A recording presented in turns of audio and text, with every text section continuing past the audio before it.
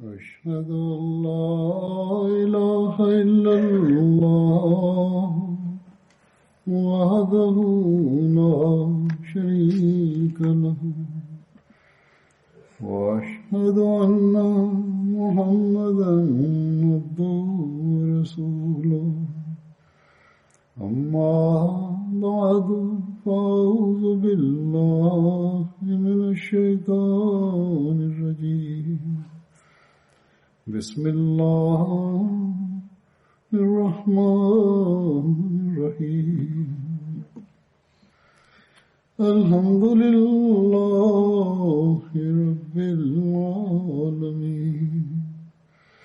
الرحمن الرحيم مالك يوم الدين إياك نعبد وإياك نستعين اهدنا الصراط المستقيم صراط الذين أنعمت عليهم غير المغضوب عليهم ولا الضالين.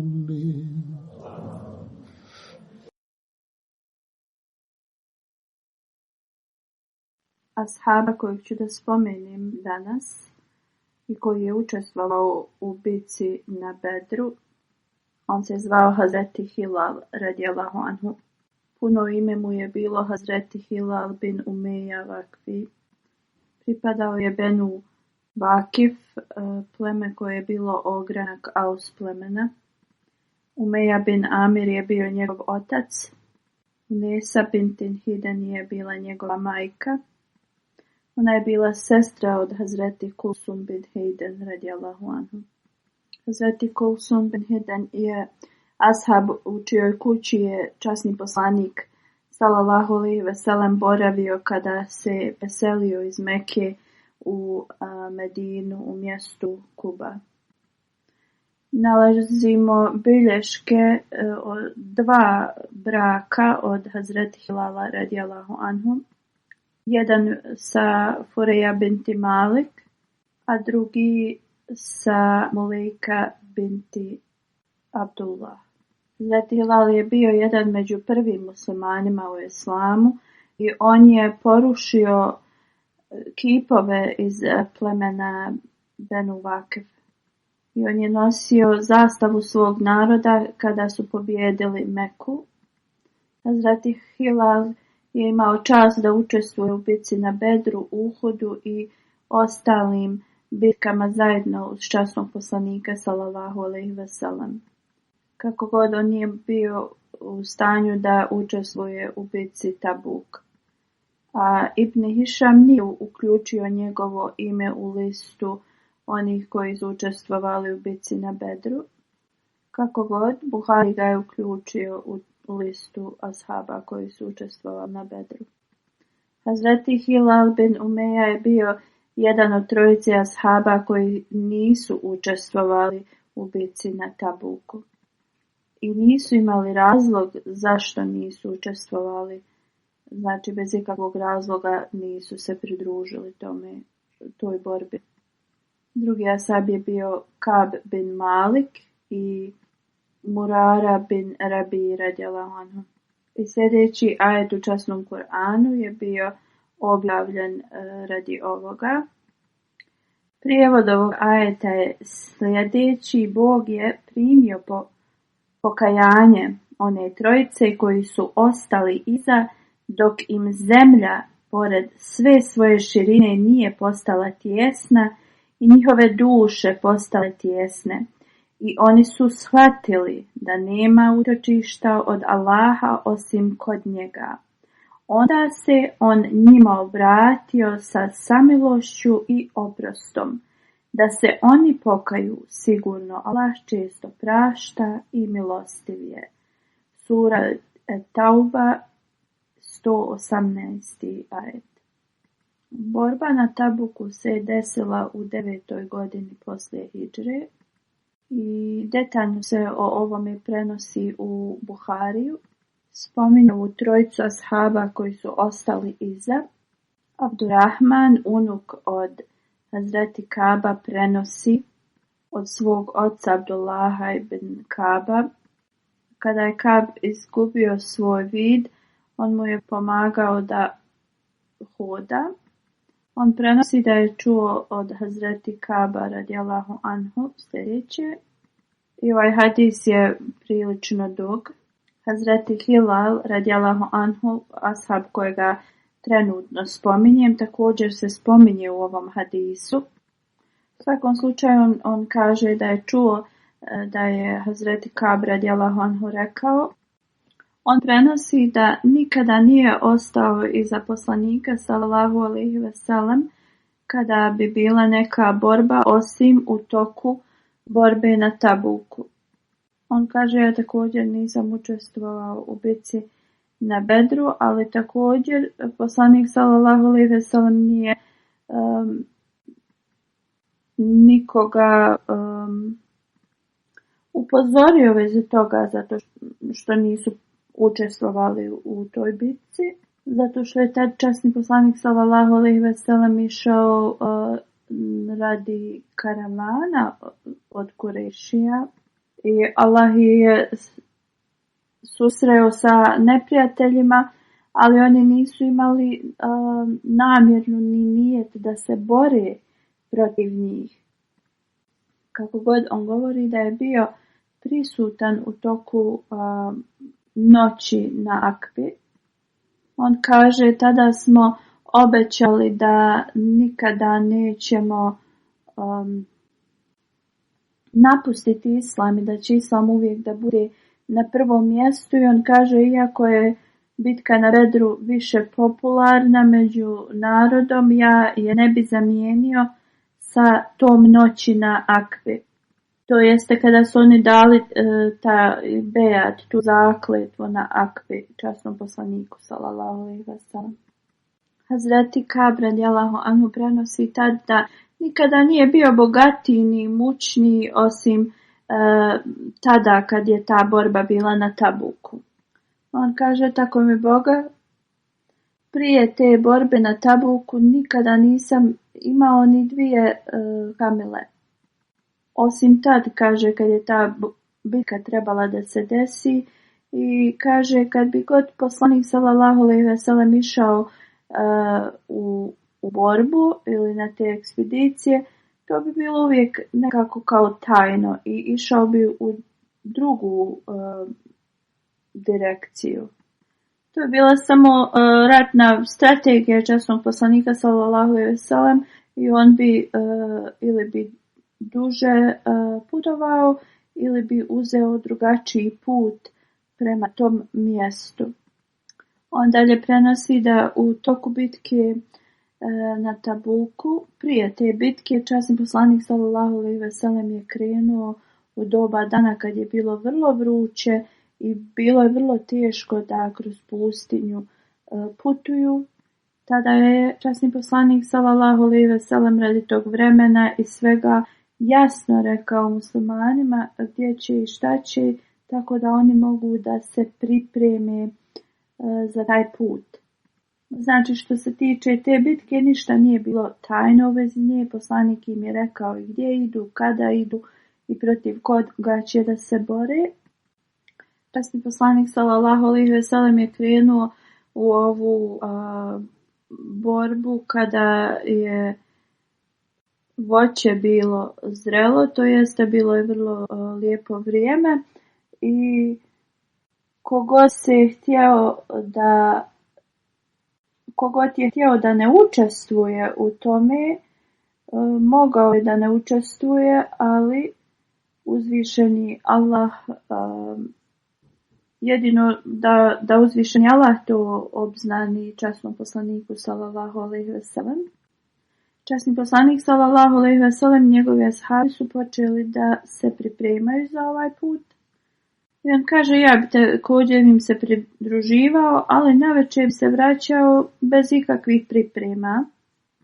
On kaže tada zato što je bio i mučniji, nekako je bio opušten i kao on će to sve pripremiti, na vrijeme i kada su ovi ljudi već bili sve pripremili i jedan dan časni poslanik sallallahu alejhi ve sellem je krenuo na taj put i ashabi su otišli sa njim i on kaže ja sam tad mislio da trebam da se spremim i trebalo bi mu to 1-2 dana, ali pošto je imao kamile da može da brzo ih pristigne, on je mislio da tako ostane 2 dana iza i onda će da ih stigne. I on kaže tada izutra kad su oni otišli, ja sam opet otišao nešto da pripremim za taj put, ali navečer sam se vratio bez ičega. On kaže također sljedeći dan isto se desilo. On kaže to je bilo tad moje stanje, a armija je otišla daleko. Onda sam odlučio da krenem i da ih pristignem. On kaže da sam to uradio, ali činjenica je bila da nisam bio u stanju da to uradim. On kaže kada bi otišao da prohoda Medinom, vidio bi ljude koji su ostali i kojima je bilo dozvoljeno da ostanu iza te borbe, ili bi vidio licemjere koji su ostali bez ikakvih razloga. On dalje prenosi da časni poslanik nije se njega sjetio sve dok nije stigao do Tabuka. I kada je poslanik sallallahu alejhi ve sellem sjedio između ljudi, on je upitao gdje je Kab. Jedan čovjek iz Benu Selma je rekao Allahu poslaniče, u smislu da jednostavno zato što je on postao imućniji, da je postao ili arogantan ili u tom smislu nepažljiv što se tiče ovih stvari. Kad je čuo ovo, Hazreti Muaz bin Džabel je rekao, ti si nešto užasno rekao i rekao je o Allahov poslaniče, ja ništa ne znam u vezi njega osim dobrog. Drugim riječima da on nije arogantan i da nema neku nadmenost u sebi i da nije licemjer. Časni poslanik sallallahu alejhi ve sellem je slušao ovo i nije ništa govorio. Hazret Kab radijallahu anhu dalje prenosi. Kaže, kada sam čuo da se poslanik sallallahu alejhi ve sellem vraća sa ove ekspedicije, počeo sam da paničim i da razmišljam o nekim načinu da nađe kao izgovor zašto nije učestvovao. Ali to su bile kao lažni izgovori, samo da bi on sebe sačuvao da ga ne bi poslanik sallallahu alejhi ve sellem korigovao ili nešto mu rekao u vezi toga. On kaže, ja sam razmišljao o svim tim izgovorima koji su mi članovi porodice moje dali, ali kako je poslanik sallallahu alejhi ve sellem prilazio bliže, to je sve nestalo iz mog razmišljanja i znao sam da ne mogu da se spasim time zato što ću da slažem. Hazret Kab dalje govori, ja sam odlučio da kažem istinu časnom poslaniku sallallahu alejhi ve sellem. Časni poslanik se vratio u Medinu i kao što je bila njegova praksa da kad se god vrati s puta ode i klanja 2 rekata na file, to je uradio i tad. I onda je sjeo da bi se sastajao sa ljudima. Kada je poslanik sallallahu alejhi ve sellem sjeo, oni koji se nisu pridružili toj ekspediciji počeli su da dolaze kod poslanika i da daju svoje izgovore zašto oni nisu učestvovali u toj borbi. Svi su lažno svjedočili, neki su se i zaklinjali lažno zbog čega nisu mogli da učestvuju. Bilo je kao oko 80 koji su se lažno zakleli i dali lažne izjave. Časni poslanik sallallahu alejhi ve sellem je prihvatio njihove razloge i uzeo je bejat od njih, zakletvu i molio se Allahu za njihov oprost. I poslanik je ostavio tu tajnu njihovih srca da bude jednostavno da Allah dželešanuhu njih da im on sudi u vezi toga. Hazreti Ka'b bin Malik radijallahu anhu dalje prenosi, on kaže, ja kada sam vidio poslanika sallallahu alejhi ve sellem, nazvao sam mu selam. Poslanik sallallahu alejhi ve sellem se nasmijao meni, ali u tome njegovom osmijehu sam vidio nezadovoljstvo. On kaže, tada mi je časni poslanik pitao šta me je zaustavilo da ne putujem s njima, zar ja nemam životinju na kojoj sam mogao da putujem. On kaže, ja sam rekao, da, Božji poslaniče, ako bi se trenutno nalazio ispred bilo koje osobe na ovom svijetu, ja imam elokventan govor i mogao bi da izmislim hiljadama nekih kao izgovora, ali on kaže, tako mi Boga, ja znam da sam lažno svjedočio i rekao ti zašto ja nisam učestvovao da bi Allah bio nezadovoljan sa mnom. Onda je Hazreti Ka'b radijallahu anhu rekao, ja ako tebi kažem istinu, iako ćeš biti nezadovoljan sa mnom, kako god ja ću da se nadam oprostu od uzvišenog Allaha. Hazreti Ka'b radijallahu anhu tada kaže, ja sam stao pred poslanika sallallahu alejhi ve sellem i rekao, tako mi Boga, ja nemam nikakav izgovor zašto nisam išao i tako mi Boga, nikada nisam u svom životu bio ni imućniji nego sada. Kada je ovo čuo, poslanik sallallahu alejhi ve sellem je rekao, da, rekao si istinu. Onda mu je rekao, ustani, idi odavde dok uzvišeni Allah ne odluči u vezi tebe. Hazreti Ka'b radijallahu anhu kaže, ja sam ustao i otišao sam. Neki ljudi iz Benu Selma su rekli, krenuli su za njim i rekli, tako nam Allaha, nikada nismo vidjeli da si ti ikad išta loše uradio, osim sada.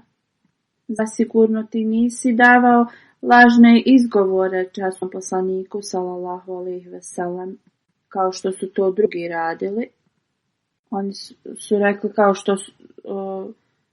što su to ovi prije tebe uradili i također su rekli kao da molitva časnog poslanika sallallahu alejhi ve sellem bi bila dovoljna da ti Allah oprosti. Hazreti Ka'b radijallahu anhu dalje prenosi, on kaže, tako mi Boga, oni su toliko vršili pritisak na mene da sam nekad i pomišljao da se vratim i da kažem poslaniku da sam rekao, da nisam rekao istinu, ali onda sam im rekao, da li iko od ovih drugih bi ovo uradio i rekao istinu u ovom trenutku, u ovakvoj situaciji. Onda su oni rekli, da, dvojica su također rekli isto kao što si ti rekao. I njih oba dvojica su dobili isti odgovor kao što si i ti. Hazreti Ka'b dalje govori, pitao sam ko su njih dvojica. Rekli su, jedan je Murara bin Rabi Emri, a drugi je Hilal bin Umeja Vakfi.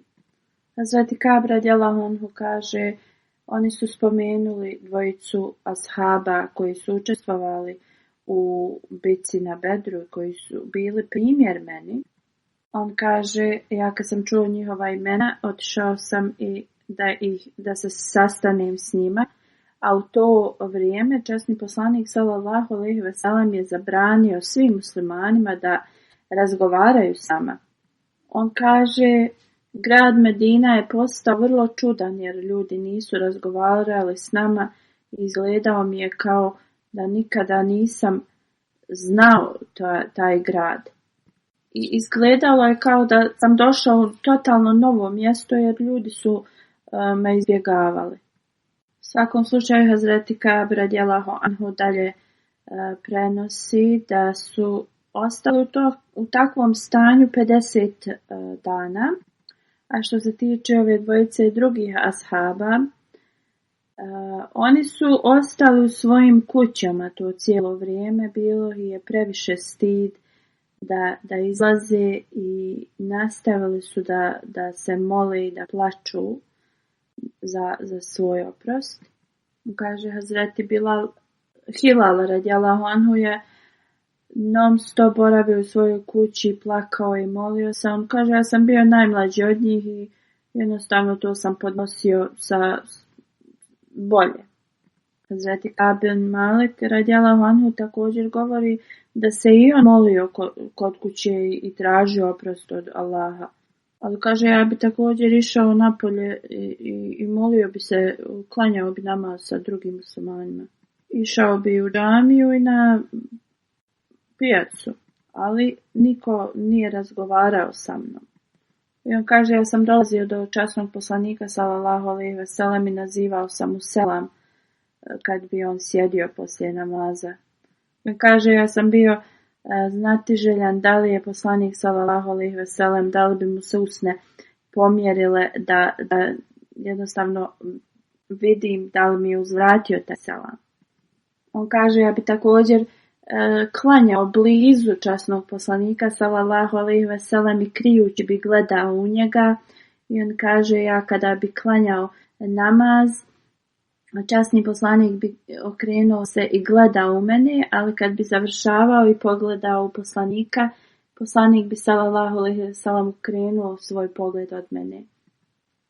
Dalje kaže, kada je ovo sve nekako ostavilo taj težak utisak na mene, na moju duhovnost, na moje raspoloženje, ja sam hodao do kuće Hazreti Katada. On je bio moj rođak i moja najdraža osoba. Ja sam mu nazvao selam, ali tako mi je Allaha, on ga nije uzvratio. Onda sam rekao, o Ebu Kutada, tako mi je Allaha, ja te pitam, zar ti ne znaš da ja volim Allaha i njegovog poslanika sallallahu alejhi ve sellem? Kako god, on je šutao. Ponovo sam ga pitao u ime Allaha, ali on nije progovarao.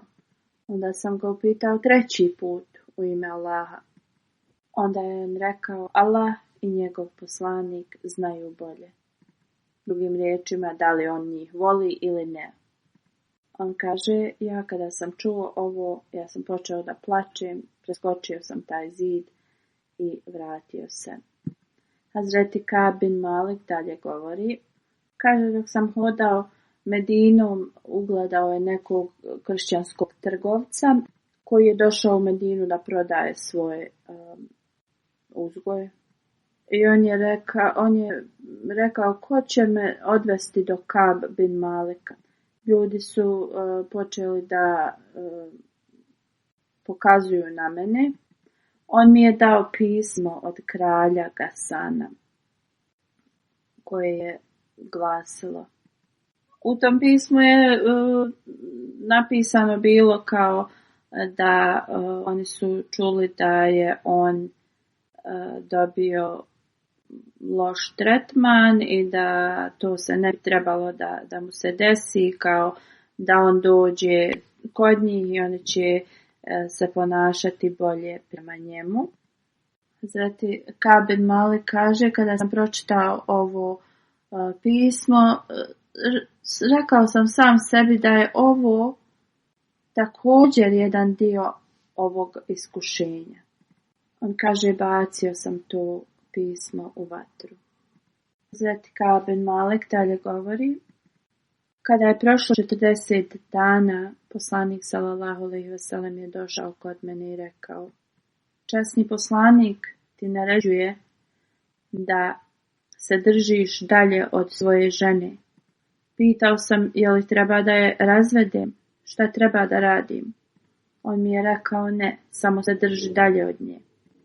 Onda je časni poslanik sallallahu alejhi ve sellem poslao istu poruku drugoj dvojici ashaba. Hazreti Ka'b bin Malik govori, ja sam otišao rekao sam svojoj ženi da ode kod svojih roditelja dok uzvišeni Allah ne odluči u vezi ovoga. Hazreti Ka'b dalje prenosi da supruga od Hilala radijallahu anhu je došla kod časnog poslanika sallallahu alejhi ve sellem to jeste supruga od ovog ashaba o kojem govorim. Rekla je: o Allahov poslaniče sallallahu alejhi ve sellem, Hilal je stari čovjek o kojem i on nema nikoga da se brine o njemu. Da li ćeš ti biti nezadovoljan sa mnom ako ja njega budem služila? Časni poslanik sallallahu alejhi ve sellem je rekao: da, ti možeš za njega da kuhaš i da čistiš kuću, ali neka on ne prilazi tebi. Ona je rekla: tako mi Allaha, on nema želju ni za čim. Tako mi Allaha, on nije prestao da plače od tada, od te odluke koja je donesena za njega. Hazreti Ka'b radijallahu anhu onda prenosi da neki od njegove porodice su pitali da i on pita za svoju suprugu da isto kao što je supruga od Hazreti Hilala. Kako god on kaže, ja sam rekao: tako mi Boga, ja neću da pitam poslanika sallallahu alejhi ve sellem ovako nešto. Hazreti Hilal radijallahu anhu je star čovjek, a ja sam mlad. I ja ne znam šta bi na to poslanik sallallahu alejhi ve sellem odgovorio da ja kažem da mi treba moja žena da me služi. Hazreti Ka'b dalje prenosi i kaže: ostao sam još 10 dana u ovakvom stanju i molio sam se. I kada je došao 50. dan izutra na sabahu, klanjao sam na krovu od jedne od naših kuća. Tada se zemlja činila toliko prostrana i široka dok sam bio na tom krovu i čuo je sa jedne planine glas koji govori: o Ka'b bin Malik, dobit ćeš radosne vijesti. On kaže: ja kada sam to čuo, pao sam na seždu u zahvalnosti uzvišenom Allahu i shvatio sam da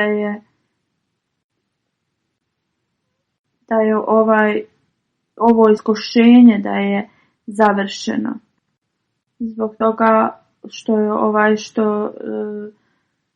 glas rekao: dobit ćeš radosne vijesti. On kaže: tako sam znao da mi je oprošteno. Poslije sabah namaza časni poslanik sallallahu alejhi ve sellem je rekao da je uzvišeni Allah iz svoje milosti oprostio ovoj trojici.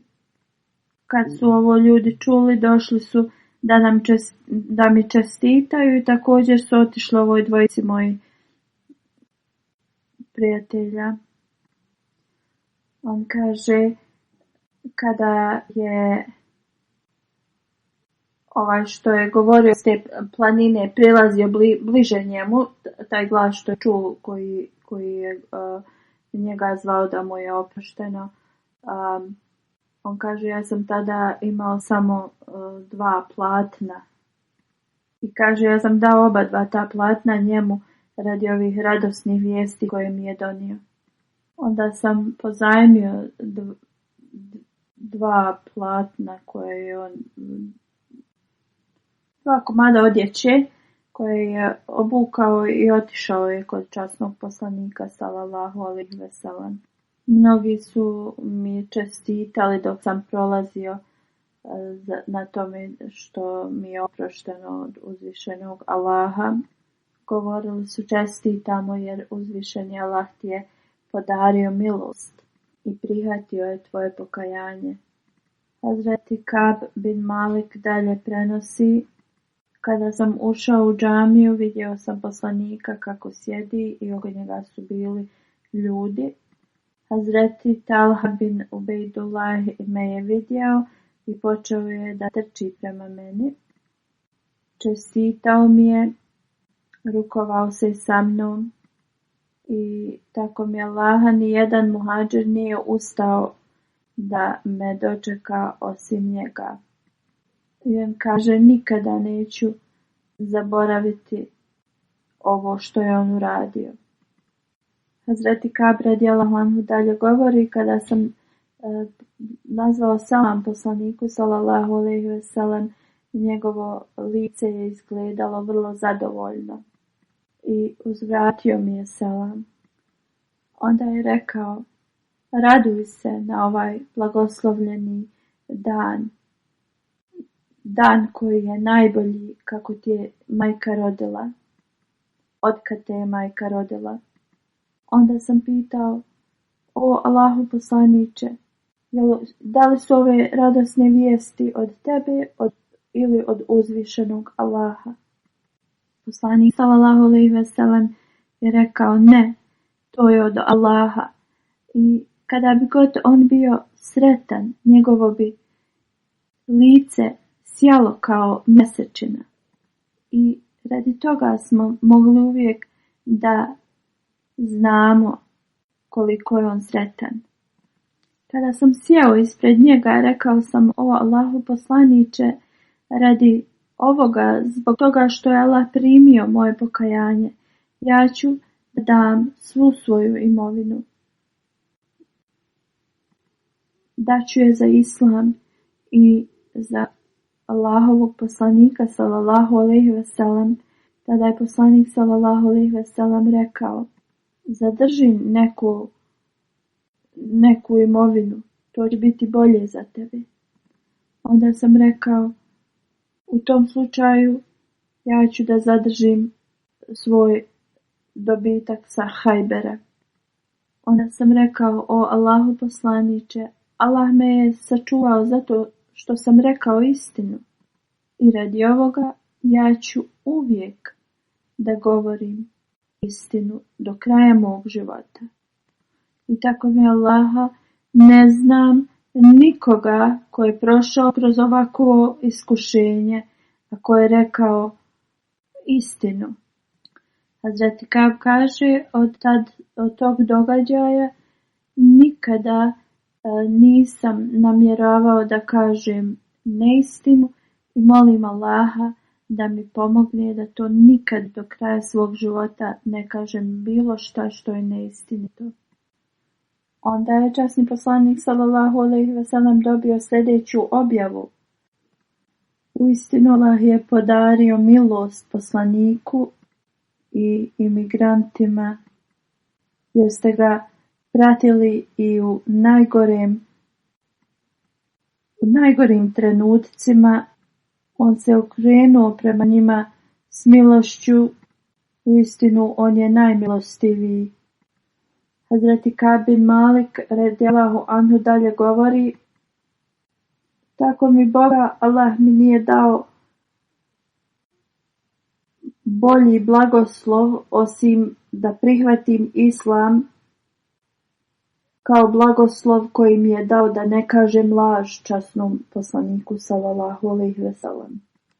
Da sam to uradio, to bi bio moj kraj, kao što je bio kraj onih koji su rekli laži časnom poslaniku sallallahu alejhi ve sellem. Hazreti Kab radijallahu anhu dalje prenosi: uzvišeni Allah govori o onima koji izgovaraju neistinu i laži na vrlo strog način i nikoga ne upisuje na takav način. Bez onih koji izgovaraju laži, uzvišeni Allah kaže: oni će da ti govore i daju izgovore kad se ti vratiš kod njih. A Allah nije zadovoljan sa neposlušnim narodom. Hazreti Kab radijallahu anhu dalje govori: odluka za naš trojicu se razlikovala od svih ostalih, koje njihove izgovore časni poslanik sallallahu alejhi ve sellem prihvatio. Kada su dali zakletvu ispred časnog poslanika sallallahu alejhi ve sellem, on je prihvatio tu zakletvu i molio se za njihov oprost. Kako god, poslanik sallallahu alejhi ve sellem je ostavio naše slučaje sve dok Allah dželešanu nije odlučio o njima. Allah je rekao: i on je podario milost onoj trojici čiji su slučajevi bili drugačiji od drugih. Hazreti Kab radijallahu anhu dalje govori: ovaj ajet ne govori o tome zbog da mi nismo učestvovali u toj borbi više ovaj ajet govori u vezi te odluke koju je časni poslanik sallallahu alejhi ve sellem donio u vezi nas. Prenosi se da je Hazreti Hilal preminuo u toku vladavine Hazreti Muavije. Hazur kaže, ja ću da spomenem ukratko detalje u vezi bitke Tabuk. Govorio sam ranije u vezi ove borbe. Sada ću samo ukratko da spomenem. Tabuk se nalazi prema putu iz Medine u Siriju i tuda su trgovački karavani prolazili. Nalazi se između Sirije i Badil Kura. I ovdje je Hazreti Šuejb poslan. Hazreti Šuejb alejsalam on je živio tu, ali je bio poslan tom narodu i udaljen je oko 375 milja od Medine. Poslije ugovora na Hudejbiji, prvo pismo koje je časni poslanik sallallahu alejhi ve sellem poslao kraljevima da ih pozove u islam, bilo je Cezaru iz Rome. Haris Ebu Šir Gasani je bio guverner u to doba Busre. On je bio kršćanin i njemu je poslao ovo pismo. Kada je dobio ovo pismo od časnog poslanika sallallahu alejhi ve sellem, on je prijetio i rekao je da će da napadnu Medinu. I zbog toga ljudi u Medini su bili zabrinuti da oni ih ne napadnu. I razlog zašto je poslanik sallallahu alejhi ve sellem spremao se za ovu borbu jeste zato što je dobio neke informacije od jednog plemena iz Sirije koji su dolazili da prodaju ulje u Medini. Oni su informisali poslanika da se Cezar Rome u Siriji priprema s armijom, gdje u drugom hadisu se prenosi da su kršćani Arapi pisali da je Bože sačuvaj poslanik sallallahu alejhi ve sellem kao nestao i da je muslimane napala neka bolest i da su sve njihova stoka izumrla. Kada je ovo čuo, Cezar Rome je pripremio armiju od 40.000. Oni su se sakupili u jednom gradu u Siriji, iako ove vijesti uopšte nisu bile istinite. Oni su se spremali i to je bio uzrok ove borbe. Kada je poslanik sallallahu alejhi ve sellem dobio ove informacije, on je onda svima objavio da se trebaju da spremaju. Iako su bili nejaki i nisu bili spremni za takvu armiju, oni su se počeli da spremaju. Ovdje se jasno vidi žrtvovanja ovih ashaba, a također se jasno vidjelo ko su bili licemjeri. Čim je časni poslanik sallallahu alejhi ve sellem najavio ovu ekspediciju, odmah se počelo da vide pripreme u Medini. Ashabi su davali sve što su imali da budu spremni za ovu borbu. A neki su bili spremni da pješače stotinama hiljada milja, ali da učestvuju. Neki ljudi su otišli svojim kućama, a neki su dali sve od sebe da budu što spremni i što više da donesu ispred časnog poslanika sallallahu alejhi ve sellem. Neki bi tražili po svojim kućama bilo što da nađu da bi im ovo pomoglo i da bi ovo omogućilo da idu da učestvuju u toj ekspediciji. I oni su bili spremni da pješače dugačak put. Neki ashabi nisu imali ni obuću, da obuju. I oni su došli kod časnog poslanika sallallahu alejhi ve sellem i pitali ga da li bi im on mogao da samo da obuću, da oni žele da pješače. Oni su bili bosi i kad bi pješačili bosi, oni bi povrijedili se i ne bi bili u stanju da stignu do destinacije. Kako god, tako je stanje bilo da poslanik im nije mogao ništa da da. Tada Hazreti Omer radijallahu anhu je donio pola svoje imovine časnom poslaniku sallallahu alejhi ve sellem. Tada ga je poslanik sallallahu alejhi ve sellem pitao šta si ostavio kod kuće. On je rekao ostavio sam polovinu svoje imovine. Hazreti Ebu Bekr je donio sve što je imao u svojoj imovini i dao je poslaniku. Kada je poslanik sallallahu alejhi ve sellem ga pitao šta si ostavio za svoju porodicu, on je rekao ostavio sam ime Allaha i njegovog poslanika sallallahu alejhi ve sellem. Hazreti Omer radijallahu anhu je pogledao u Ebu Bekra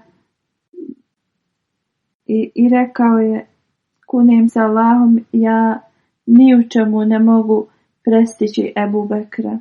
Totalan iznos koji je dao Ebu Bekr kada je bila borba na Tabuku je bila 4000 dirhama. Hazreti Osman je dao kamile, konje i također je dao i novčano. Časni poslanik sallallahu alejhi ve sellem poslije ovolikog davanja Hazreti Osmana radijallahu anhu je rekao, stajao je na mimberu i rekao od danas Osman neće da odgovara ni za jedno svoje djelo ili nijedno njegovo djelo mu neće donijeti negativan iznos za njega.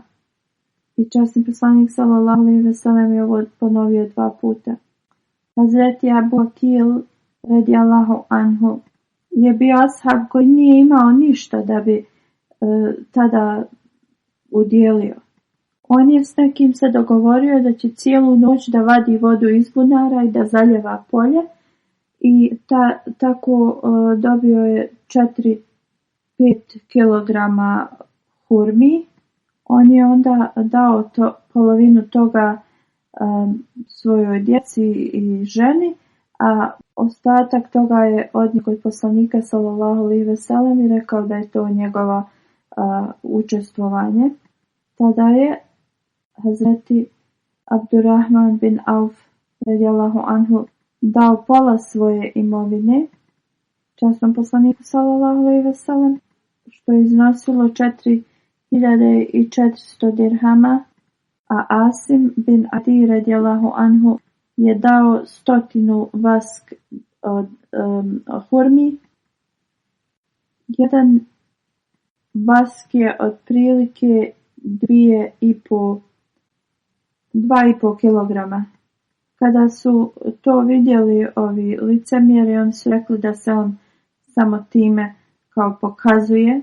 Onda je uzvišeni Allah objavio ajet u vezi toga.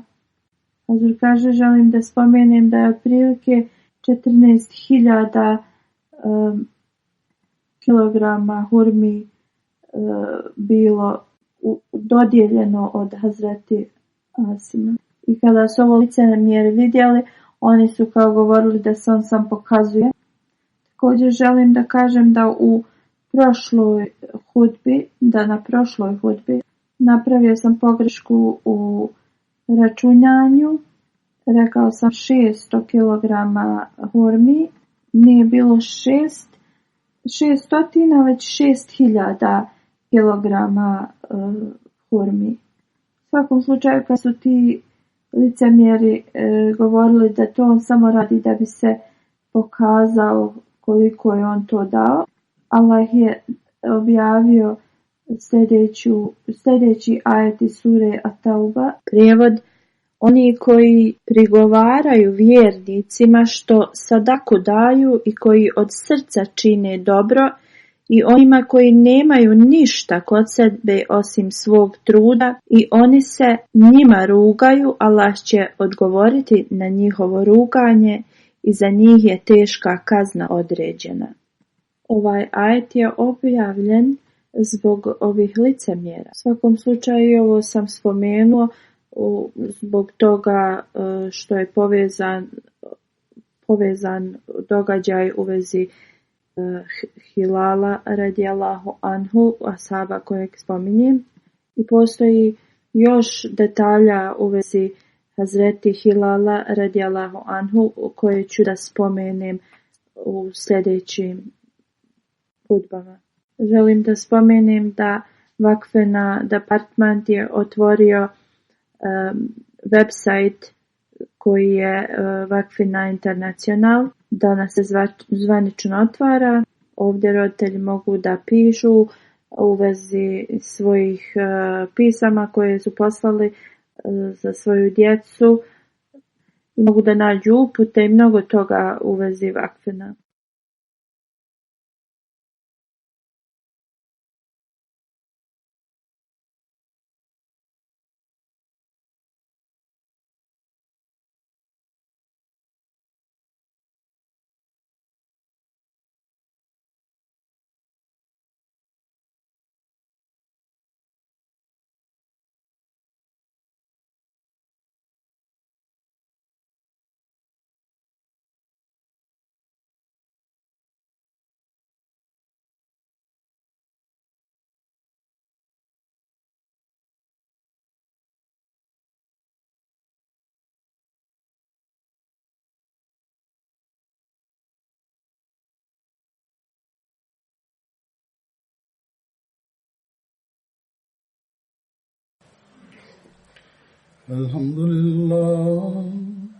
الحمد لله نحمده ونستعينه ونستغفره ونؤمن به ونتوكل عليه ونعوذ بالله من شرور أنفسنا ومن سيئات أعمالنا من يهده الله فلا مضل له ومن يضلل فلا هادي له ونشهد أن لا إله إلا الله ونشهد أن محمدا عبده ورسوله عباد الله رحمكم الله إن الله يأمر بالعدل والإحسان وإيتاء ذي القربى وينهى عن الفحشاء والمنكر والبغي يعظكم لعلكم تذكرون اذكروا الله يذكركم وادعوه يستجب لكم ولذكر الله أكبر